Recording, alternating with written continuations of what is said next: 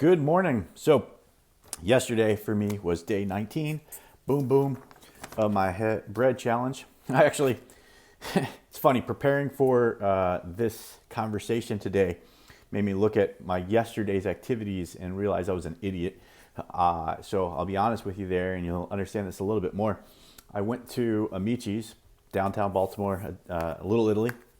They have the penne rotunda, which, by the way, is probably my favorite bread in existence, right? Like it's like shrimp scampi on top of a half loaf, like soaked in some crushed red pepper, flaked across it. And like, I love the penne rotunda. It's one of the reasons that Amici's is our go-to place. And today we're going to talk about making it invisible. Remember, habit loop, 4 steps.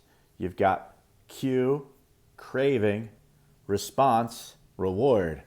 And I was totally just staring that thing down yesterday, right? Like it was horrible. I finally just cut little pieces and dispersed them across the table like a pimp. You know, my wife was picking on me. Don't make them eat it if they don't want to. And I'm like, I just need it out of my face. Whatever we do here, it's been sitting there too long. And in Atomic Habits, James Clear talks about Vietnam War vets. Apparently in Vietnam, about 15% of the soldiers in Vietnam became heroin addicts. 35% of the soldiers there had actually attempted using heroin. And strangely enough, when they came home, only 5% of the addicts became re-addicted within the first year.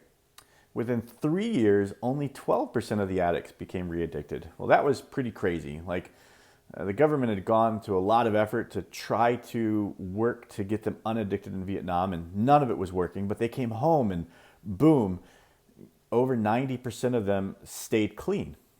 And that's the exact opposite of what we see in normal rehab.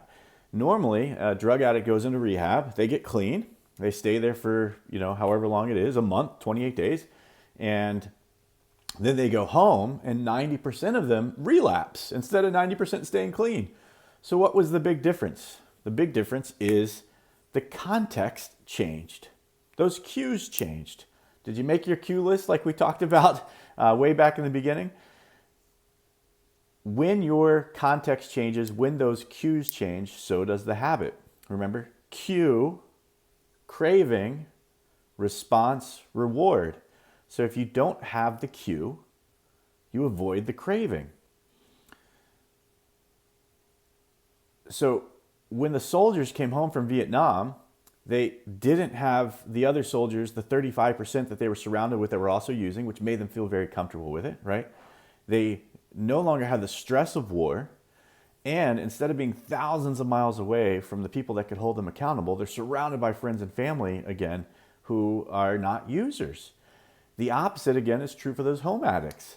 When they go away, they are in a new place, which allows them to form those new behaviors. But as soon as they put themselves back into their original situation, they re-see all those same cues. They have the same stress.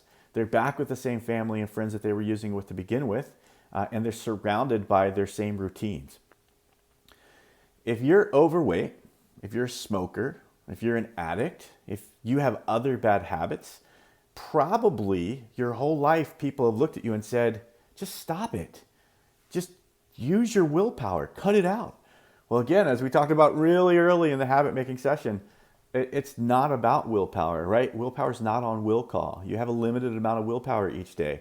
So if you stay in a position where you continue to be influenced by those cues, if you keep yourself in that position, you're going to run out of it at some point. Remember, the most successful people aren't successful because they have extra willpower. They're successful because they instituted routines into their life that allowed them, that allowed them to avoid those temptations. So when they put themselves into situations that don't require willpower, they're able to get through their day a lot easier. And if you're working to form those behaviors and those habits in your life, remember, you get to a certain point where it starts to become a part of your identity. So as long as you can keep that willpower in place until it starts to become your identity, and then you can keep that willpower in place until it becomes a new habit, you're going to have better success. Interestingly enough, there's a story also told in the book about a woman who used to ride horses with friends, and when they were out riding horses, they'd smoke cigarettes while riding or on the field. And this woman actually went away from riding horses for a long time, but then all of a sudden went back years later, rode some horses with those friends, and became tempted to smoke a cigarette for the first time in years. So those cues are hardwired into your brain now, right? So again, riding horses with friends in fields, I want to smoke a cigarette. That's the cue. And so it's still, even though you can use willpower to avoid it then, it still creates that urge, that craving to continue down that wrong habit road. So the bad side to that is someone living in a bad environment may never be successful. Like that's interesting, right? Like you've got to get the bad out of your life in order to be able to avoid the bad permanently. So if you're a cigarette smoker, you get rid of the cigarettes, right? Seems to make sense. You know, there are some people that keep that one sitting there just as a reminder, but that leaves it in their environment.